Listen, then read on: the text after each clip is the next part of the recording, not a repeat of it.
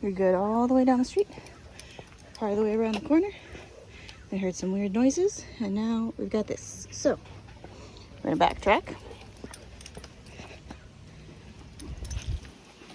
without letting him drag me. We're gonna backtrack to where he's comfortable and build him back up again. Come on. Panic.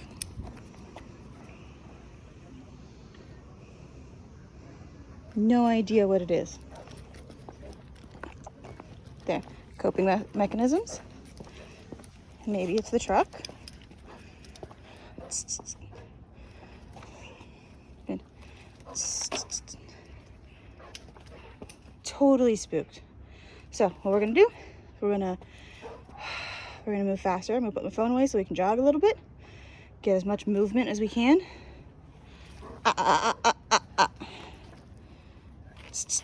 Thank you. He's not going to be successful if I ask him to do anything difficult right now. A little better. Good. Much better. Lots of this. Obnoxious to have to do so many circles. I get it, but good.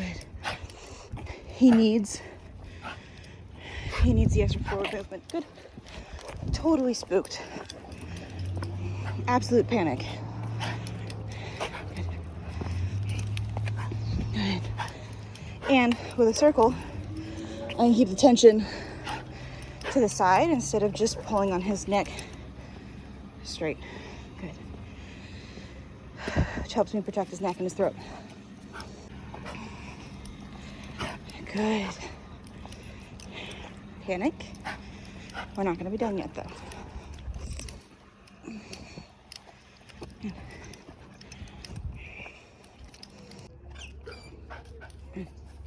So we've been doing circles here in the driveway.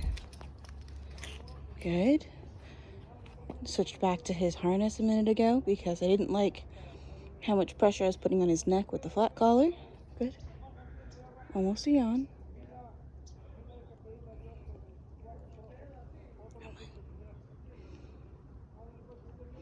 That's just enough tension, just enough pressure that the leash is tight. You can see it still wiggles quite a bit. Good, come on. Good. Been using the grass to help motivate him to come this direction, because if I walk towards the grass, he's more likely to follow me than if I try to walk towards the end of the driveway. Come on, bub. The reason I'm doing this is I don't want to build any association between panic and turning around and going home, being done. We're not going to be done. Good. The other is, that's much better. We got an actual tail. Good job. Good job. Okay, now we can go. The other is, I was waiting for something like that, where we're going to go back home. We're going to work until we get a different state of mind. We get him to calm down a little bit, not be so panicky. And then we're going to go inside. I'm going to grab Dylan and see if he helps. If it helps to have a second dog there. And then we're going to come back out and do the same thing in the driveway. We're also not going to rush in the house.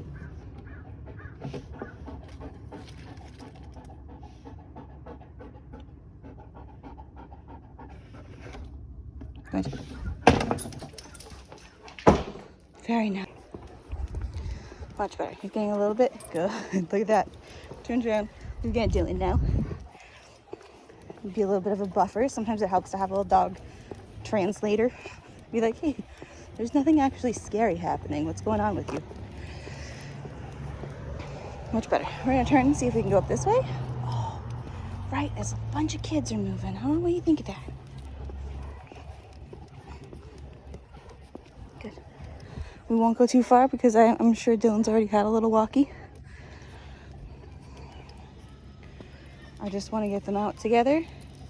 And like I said, use Dylan as a buffer, as an example. All right, perking up, looking at a little dog, looking at kids. Good.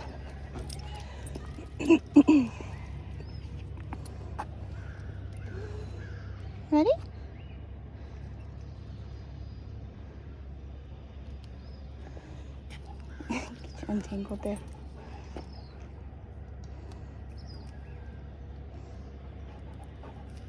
Good, come on.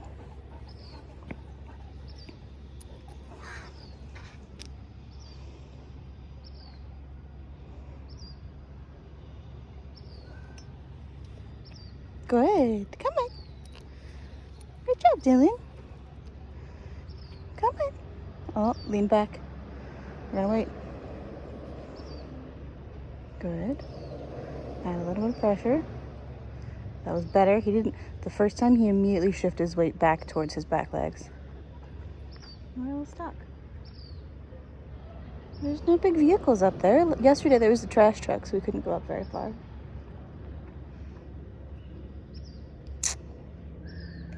Good.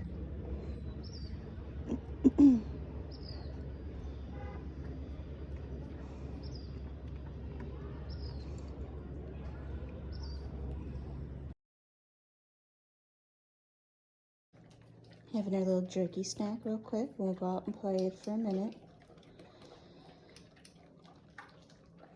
I want to test some things out with him. I think that when he gets panicked, having another dog present is helpful. So I might start doing like a warm-up with just Rupert, just in the front, get some of the energy out, maybe just go up and down the street a couple of times, and then come back and grab Dylan to be our helper, to kind of model what type of energy I would like from him.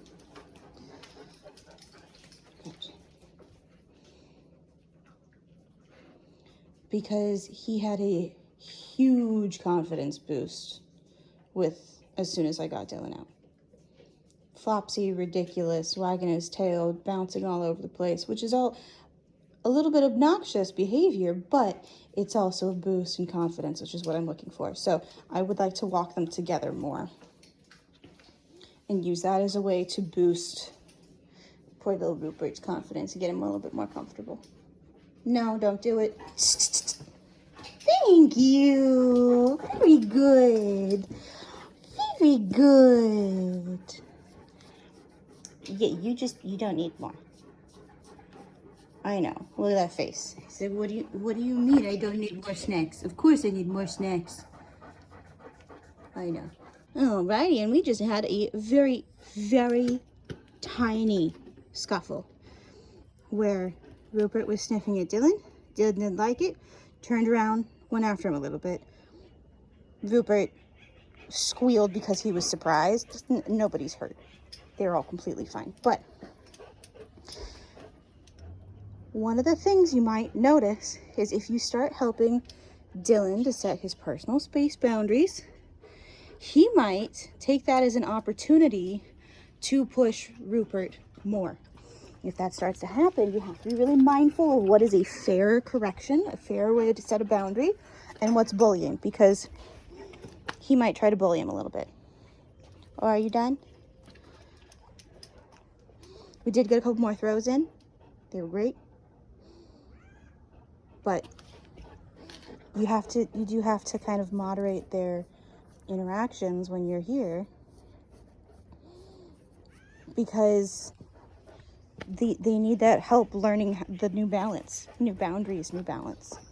And balance is not, unfortunately, balance is not a you do it once and you're done type of thing. It is ongoing forever. So even if they do work out, you help them work out a good balance to their relationship, they're still going to have to navigate that and have those conversations on a daily basis. No, personal space, sir.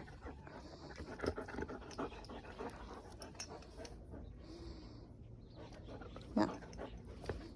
Okay.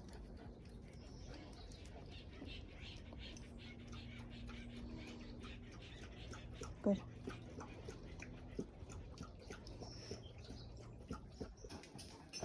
What I will say though is now it was a little bit too much of a correction on Dylan's part, but Rupert is giving him way more space and being way more respectful now. So that's one of those things where it wasn't an unreasonable time to correct Rupert for getting up on his space and being obnoxious. It was just, thank you, very good. He just went a little bit overboard. Did a little too much, huh? But I have a feeling he's not gonna have to say that again. Not for a while, anyways. Good. No. Don't do it. Good job. Would you like one more? We'll do one more. I'll teach you how to take it nicely. For you. That. It's the same thing as the door, where movement towards, no, removes what you want. Good. And you can have a really clear difference between turned away is mine versus in your mouth is yours. This is another place. Nope. Where I will put my hand out and then remove it. Because I don't want to just be straight arm holding him back there the whole time. No. I want him to learn that this is how I set a boundary, and it means I'd like you to stay over there. Nope. Nope.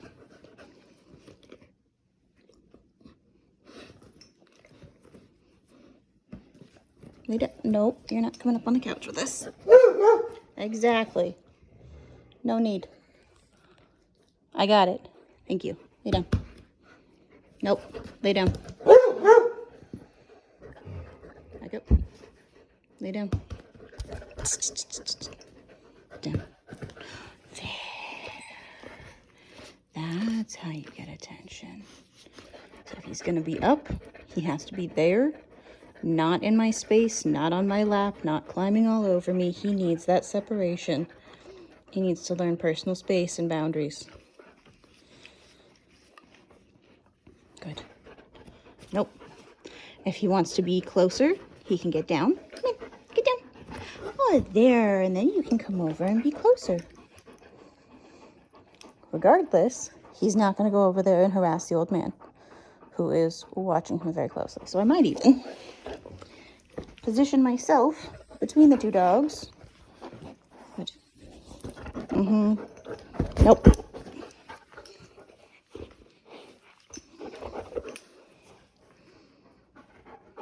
Nope.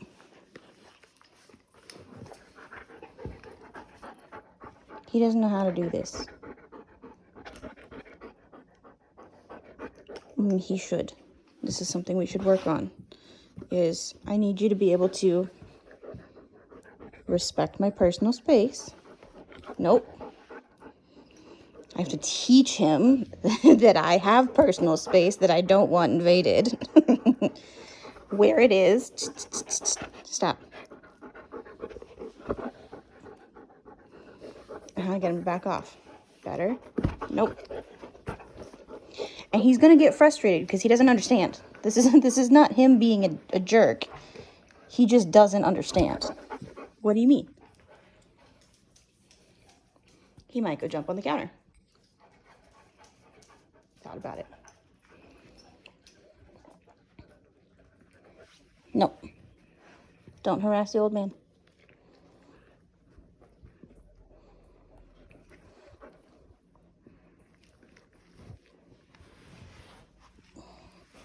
Move. Thank you. Lay down. Nope. Lay down. Not stiffing my face. Not getting in my space. Not putting his paws on me. No. Lay down. Down. I don't like it. Oh, you... No.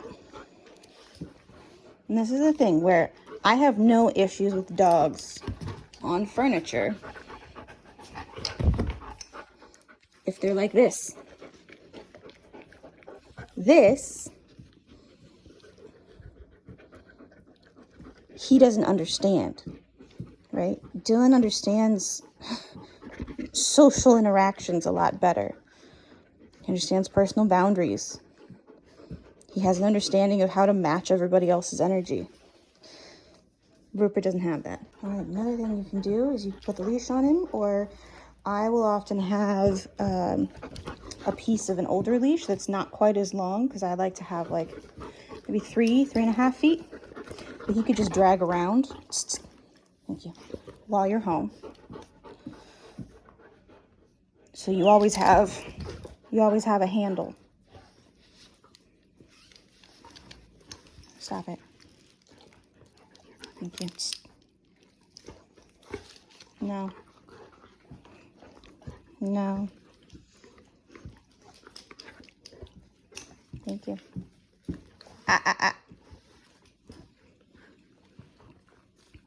Sir. Good.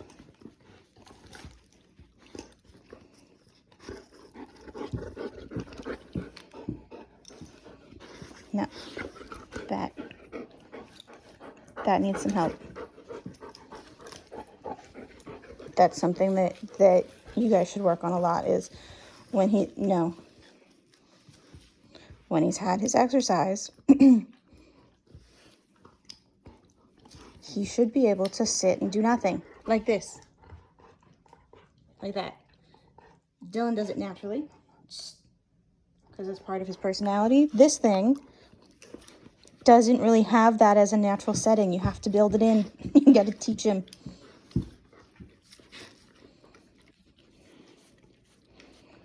That's the other thing, is the licking. Nope. You're not chill. You're not relaxed or calm. You are not going to chew on the plastic bag, sir. No. No. Thank you. You are not relaxed unless you are doing nothing. Nothing. That's not relaxed. So licking, chewing, rolling around, huffing, whining, pacing, constantly changing position. None of that is relaxed. Okay, so now he's given up on the bag. He's going to find something else to chew on. No. No.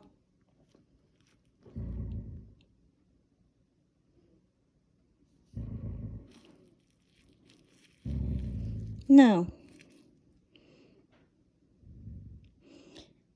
All right. Another good thing to catch. I'm not particularly worried about this dog. Good. I'm not going to push it. I'm not going to try to pull something out of his mouth like that. I'm just going to make it uncomfortable for him to hold it. No. Thank you. Especially while we don't know each other very well. That's fine now.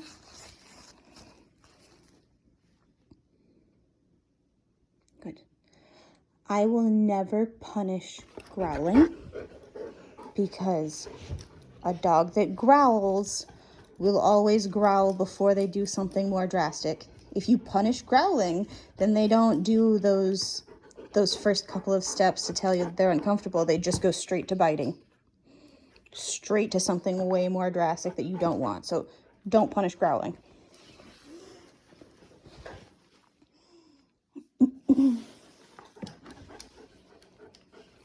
No.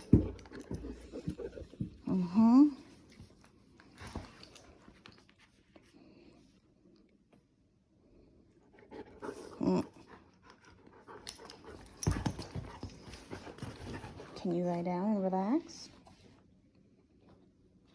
Good. If he can relax and not try to get in my space, then this is fine. Good. You see how you only get a couple seconds of it. Good. So I'm going to send you an example of another dog that had a hard time winding down and what we did. Cool. So I pulled a sticker off of Dylan, and now he's obsessed with my hands. So upward pressure means stop. No. No. No.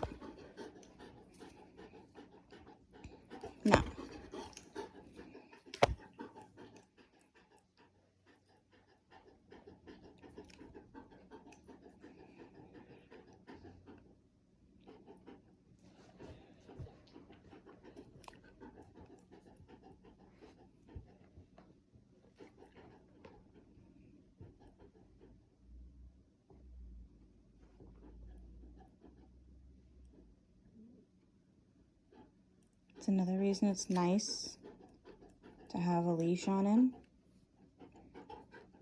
is that you can do this when he decides to be obnoxious when you're watching TV. No. No. Let's see him trying to sniff my hand.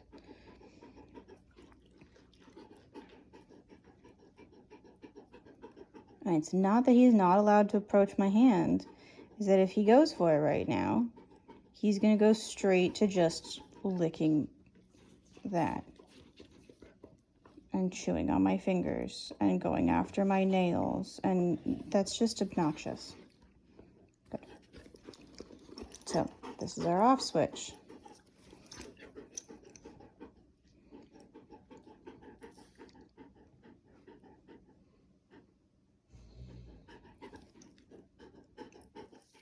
No.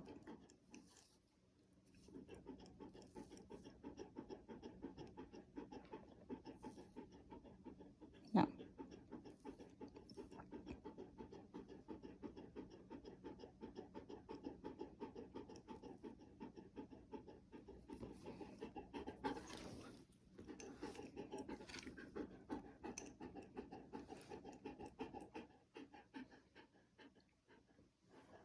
But look how much better he is about personal space already.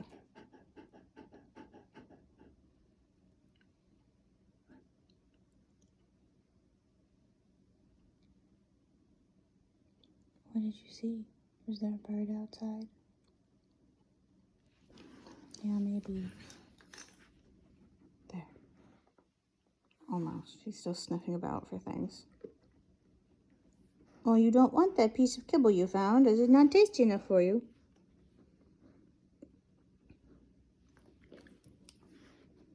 That. There's no stillness. He does not have a still setting that I have seen. So we have to teach him how to be still. And then he has to practice it a lot.